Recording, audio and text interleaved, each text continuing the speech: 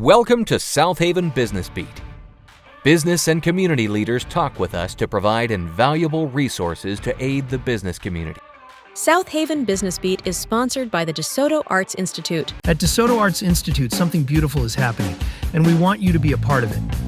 Whether you're dreaming of writing, acting, filmmaking, or audio production, we can help your creativity spring to life.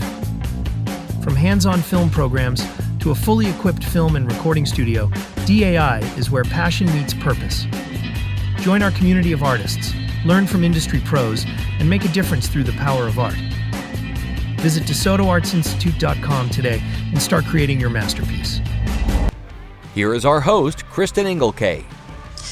Hi, thank you for joining us for another episode of Southaven Business Beat, where we sit down with small business owners in our community to, one, learn about their business and let them tell their story on our platform, but also opportunities for you as viewers to be able to get education and information about things that you can put into practice with your small businesses as well. Today, I have the great pleasure of welcoming Christopher Bulin with Payments Guardian here with us today for the podcast. Hi, Christopher. Welcome. Thank you for joining me. Thank you for having me. I definitely am looking forward to it. So thank you. All right. So PCI compliance. That sounds like something that most people really don't understand. To be completely honest, had to go and look it up because I'm like, I know what it means and I know what you do, but what does the PCI stand for? So for us, within Payments Guardian, we refer to PCI compliance as protecting customers' information. The longhand version is basically Payment Card Industry Data Security Standards, and it's a mouthful. And it's a framework that specifically has to do with all businesses, whether you take one transaction or a million transactions, protecting the cardholder information. There are different frameworks that go along with it, depending on the channel and how you take payments. What Payments Guardian does a little bit differently, though, is we go for the lowest common denominator in regards to for our merchants. So SAQ-A, Self-Assessment Questionnaire A, is the lowest common denominator or easiest to do for PCI e-commerce businesses. P2PE or PCI certified point-to-point encryption terminals are best designed for retail businesses. We only deploy those two platforms. We don't deploy anything that's really confusing where they need to have a firewall, where they need to have more managed security or anything like that. So that decreases the cost to them. Hope that makes sense. I know it's a lot in regards to things. So it is a lot, but that's why what you do is so vital and important, because as a small business owner, I am in the trenches. I am doing the things. I don't have time to know all of that and what that means and how it applies to me. All I need to know is that it's important. My customers and my clients are important to me, and therefore I'm going to reach out to you who knows all the things and is an expert in all the things to do what I can't. One of the things that actually sets our platform apart is we have an AI component, right? So we all know AI is an almost everyday tool for business right now to streamline processes. That's actually what we've done with our platform. We automate PCI compliance for the business owner.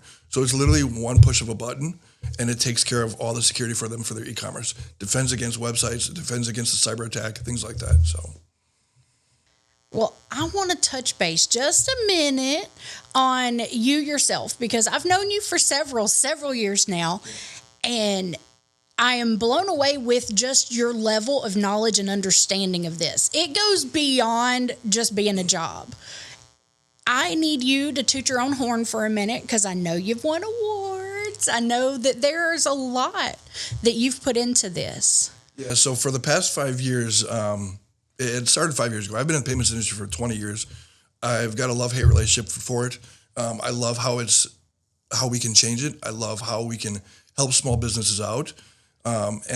What I don't like is the fact that there's a lot of payment providers out there taking advantage of small businesses. That's one thing I don't really appreciate, I guess. But for the payment space, been doing it for about 20 years. Recently won an award a couple years back for the next big thing out of Memphis for our platform.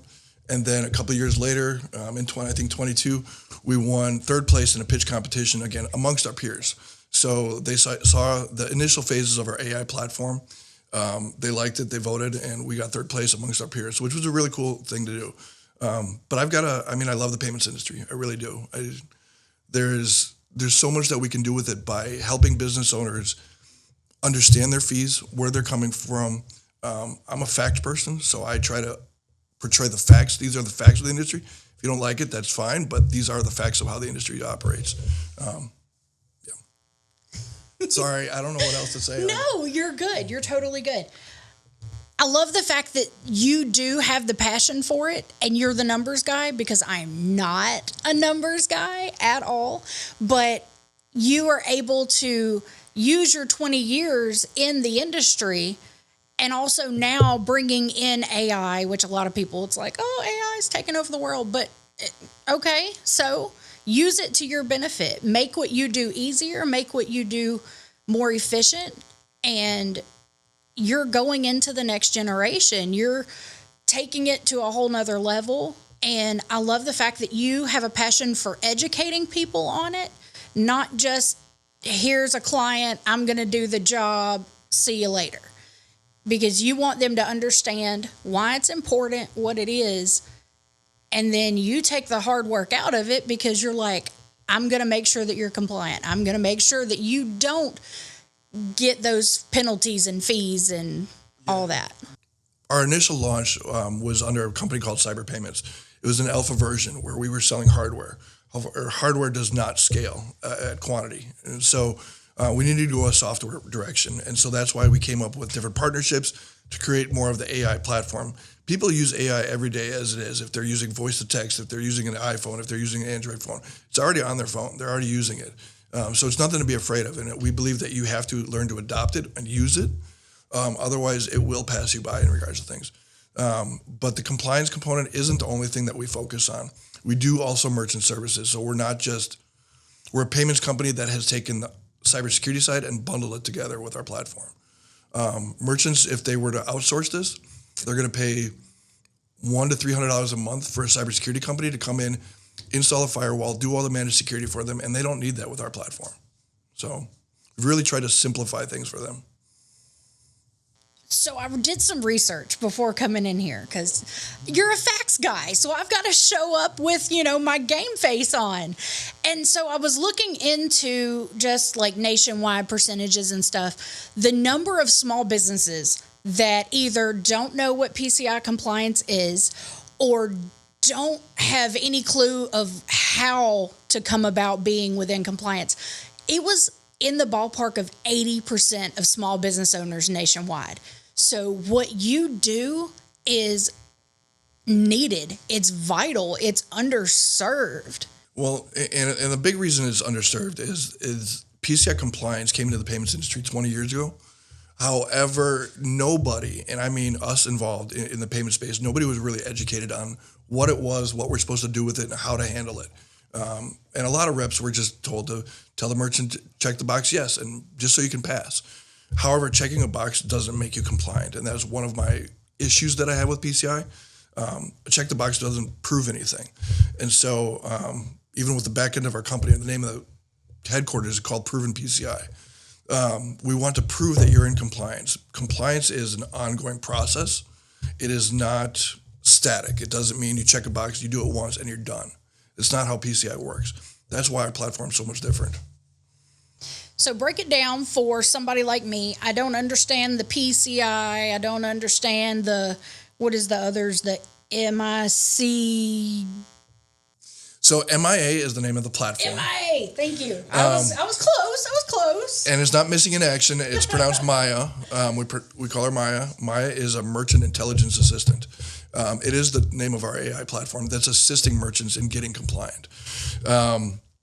If I'm talking to a business owner, typically PCI doesn't usually come up unless they've had a bad experience, like a $125 monthly fee or all these miscellaneous fees on their statement.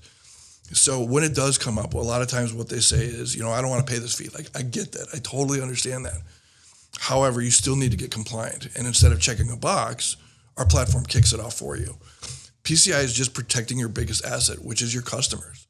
And so we help do that. And so literally there's little that they have to do in regards to our platform, it's literally you push a button and it kicks off the scan and kicks off everything else. But it's also about using the right equipment. A lot of providers out there they'll tell you it's a point-to-point encrypted device, and it's not. It might be per the provider, but it's not PCI certified. And so even with a P2P, so-called P2PE device and a PCI certified device, there's a difference about 80 questions.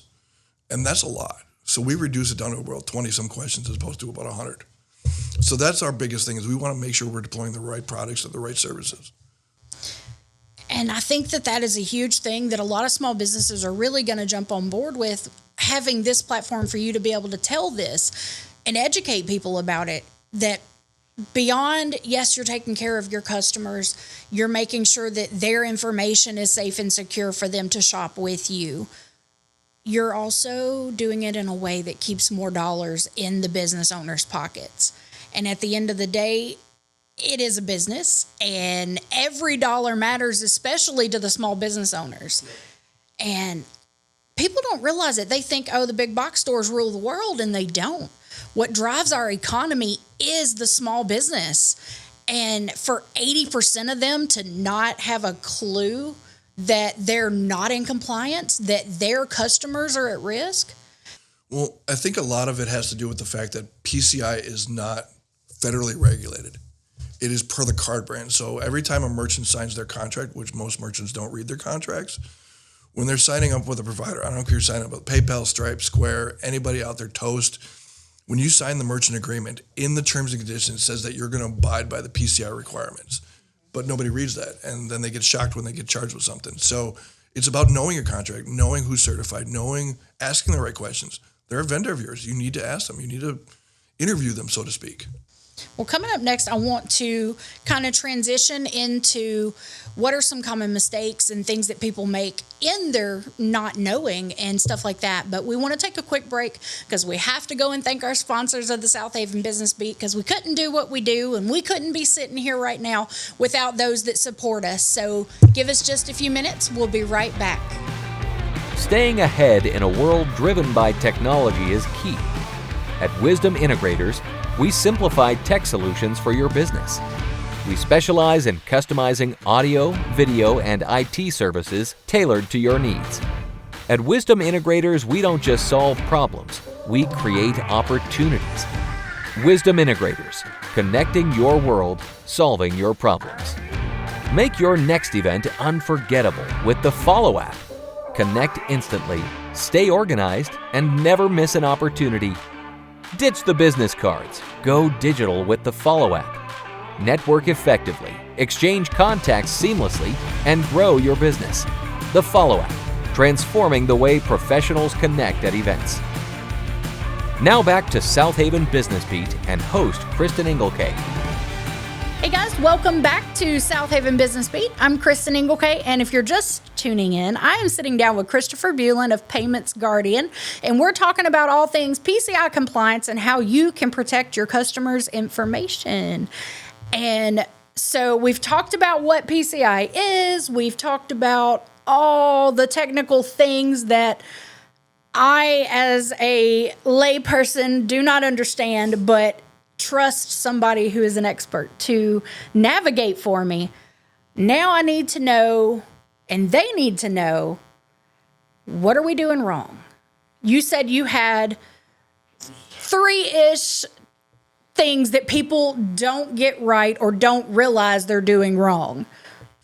One of the biggest things I think I can cover on and kind of tie into something else is your fees, your merchant service fees. Most merchants pay anywhere between 2.5% to 4%. If you're paying over that, definitely give us a call.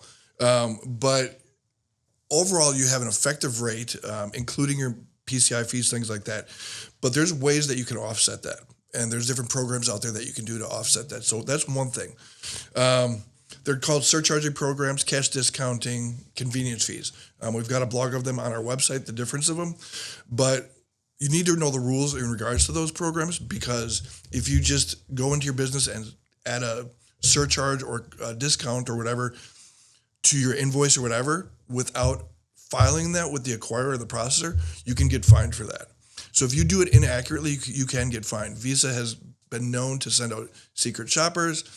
If you're adding a convenience fee or whatever, and you're set up incorrectly, they'll fine you anywhere between $1,000 to $5,000 per transaction. So you definitely need to make sure you're set up properly. It's not about just, hey, I know I'm getting charged fees. I want to offset these to pass them on to the consumer, but you need to make sure you do it in a compliant way. The other thing is when it comes to security, and I don't claim to be a cybersecurity expert. I am not in regards to any fact, but I know PCI compliance in regards to things. If you're using the wrong device, it is costing you more money because it's taking more time to fill out the questionnaire, which that time cuts into your overall production of your job. So it's costing the company more money. The other thing is ignoring it completely, right? So if you ignore the penalty completely, one, you're going to get charged in between $30 to $125 is what I've seen from providers. I've seen it one even as high as 10 basis points. Now, I know that sounds very little, but if you're doing $100,000, 10 basis points, that's like $100, or that's actually $1,000 in fines. So you definitely need to watch your statements. Don't just assume that they're doing the right thing because they will try to sneak in fees over the course of time, right? It's in your contract actually that they can change directions, add things, subtract things without telling you in regards to it. But if you do read the top of your statement, it should tell you about any new dollar amount changes that are happening to your merchant account. So it's to be diligent, make sure you watch and pay attention to your merchant statement. So with people that are using things like, because a lot of the small businesses use Square and PayPal and all of that stuff, are they required to have those levels of compliance? Are they required to have your back in that area? Or do people that use that still need to consult with you? So one, we don't target on a lot of customers that are using those because they're considered micro merchants. So we don't deal with a lot of customers like that. However, it's my belief that they still should get compliant in regards to things. Now, Stripe is a funny one. They're an acquirer also, so they dictate what is allowed and what isn't allowed. So they still tell their customers that they need to get PCI compliant, but they don't charge them a penalty. They don't charge them this. But there's a lot of merchants. We've recently boarded a merchant that was just shut down because of them. Like Stripe is very stringent in regards to things. Stripe isn't designed for small businesses. It's designed for software developers. That's what it was built for. A lot of those places, they take all the fees and they lump them together. But if you notice, like with Stripe's fees, Stripe says they charge 2.9% plus 30 cents, but for a recurring charge, it's another 40 basis points. For an additional transaction fee, it's another 3 cents and 5 cents. It's all a la carte. So the more stuff you add on with Stripe, you end up getting to 5-6% in regards to what you're paying in fees. PayPal's no different. PayPal tells you one fee, but if you actually try to pull up a schedule for them of fees, they've got 2, 3, 4, 5, 6% all over the board in regards to how you interact with their platform. But the reason they're set like that is to cover the cost of if there were a breach in regards to things. So you're going to pay for it one way or the other, whether it's a monthly fee or percentage fee side of things. Well, I know that if I'm going to be paying for something, I want to make sure that I'm not paying more than I have to. And the only way to do that is to either get the amount of education that you have or definitely to reach out to you. I want to transition into how you get involved and just your level of commitment to our community. Like I said earlier, we've known each other for a long time, so I know how amazing you are. And just your faith and your just life in our community has been an asset. I appreciate that. I really do. So my co-founder is George Carnell. He used to run a program. He used to be one of the director of something over at North Point Christian School. Him and I have been partners for about 7-8 years. While I was in the payment space, he ran a program called Extra Credit Donations. Extra Credit Donations at the time was a way to give back to the school, right? To generate money and funding for the school. And he took it out to other platforms and things like that. However, when we developed Payments Guardian, that program was at the core of our business, of giving back to the community. So for every merchant that signs on board with our platform, we give 5% of the revenue we generate back to a nonprofit of their choice. It's just something that was, even when Payments Guardian was written on a napkin or a sheet of paper, just from the ideation stage, that was going to be the core of what we do, is giving back to the community. Like you said, small businesses run the community, but they also, the nonprofits in our community are small businesses, and they rely on those small businesses. There is the biggest thing that we try to push. It's called Micro-Philanthropy, right? So you don't need to make out a $1,000 check or a $10,000 check or think you can't give back to the community because you can't make that kind of contribution. But if a portion of your fees, the revenue we generate, goes back to that nonprofit, doesn't matter if it's a $5 check or a $10 check, it's constantly going back into the nonprofit. And you never dismiss small beginnings, right? I mean, you can definitely grow it into something bigger. So that's always been at the core of what we do and how we do things. So for every merchant that comes on board, we give 5% back to the community. So I love that you are so big into giving back to the community. I love that people, I mean, it is one thing, like if you had a particular nonprofit that you're passionate about, but allowing these merchants to say where those dollars are going, because every business has a story and every person has a story in a particular nonprofit that speaks to their heart. And a lot of people immediately think of some of the bigger nonprofits, and while those are still amazing causes, right here in DeSoto County, we have so many nonprofits that do not have the visibility or the ability to have the platform to tell their story. And that's one of the things that we also do on here. And one of the things that the Chamber is super passionate about, where we try and partner with nonprofits as often as we can. The Chamber itself is a nonprofit.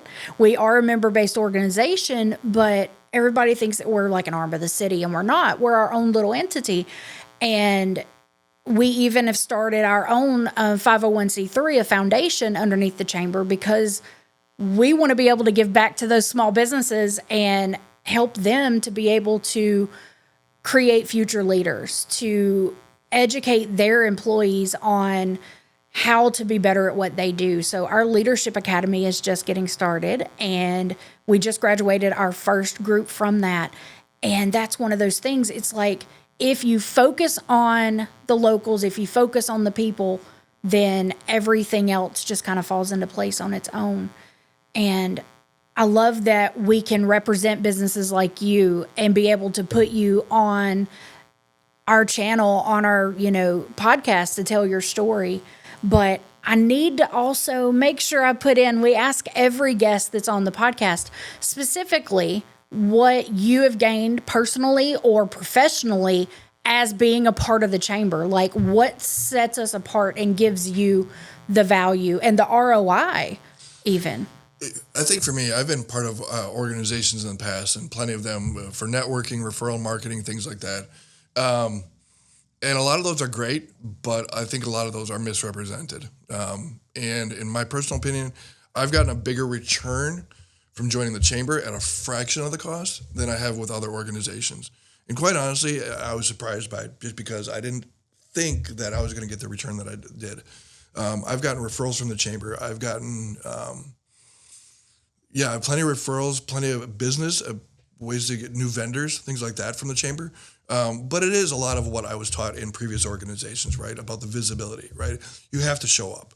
Like, you can't just be a member of an organization, not show up and think you're going to get business from it. You have to work it. You have to establish relationships. And I think that's what it comes down to, is you have to establish a relationship with people. Because I don't care how much tech you have, how much AI you have, it doesn't replace a personal connection with somebody. So the Chamber has been definitely great for us, especially as a platform, from hosting events to the podcast here. You guys have a lot going on in regards to it, and it's only 4 people running it, so that's amazing in itself. I've got 2 people running my company, and it's still has chaos at times. So, but it's unbelievable what you guys get accomplished. So. Thank you. Yeah, the core 4, we definitely do hustle just a little bit, but. Got to give props to our ambassadors. We do have a group of ambassadors of about 25, and they most certainly are our hands and feet and reach out even further than what we can do on our own, because we could not do what we do or take care of our members the way that we do without them.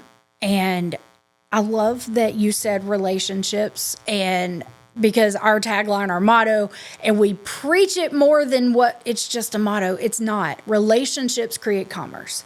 You have to invest in people in order to gain anything, whether it be personally, professionally. Those relationships are going to what make or break you. Just a business networking group that we met through now has transitioned into a ton more than that.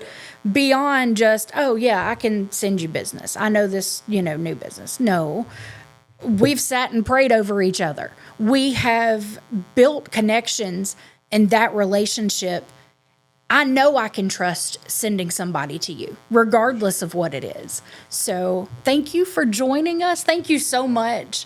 And I really do encourage you, if you are a small business owner, small to medium-sized business, if you don't know if you're in compliance, if you don't know what PCI compliance is, please, please, please, I cannot say it enough. Please reach out to Christopher Bulin at Payments Guardian and let him educate you and then execute the steps needed to make sure that you are maximizing every penny of your business for what you need to do so that you can protect your clients and also protect your pocketbook. Thank you so much for joining us for Southaven Business Beat. If you haven't done it, click that button and subscribe. We do not want you to miss a single episode, and we will see you next time. Bye. Thank you for listening to this episode of Southaven Business Beat. We would like to thank the following sponsor. Pure Focus Media exists to make high-quality media accessible to all businesses, regardless of their size or budget. We believe that every business deserves to have its story told with clarity and creativity, and we are here to bring that vision to life. Would you like to be a sponsor of Southaven Business Beat? Please email us, info@southavenchamber.com. Be sure to share and subscribe for more business resources. Thanks for watching.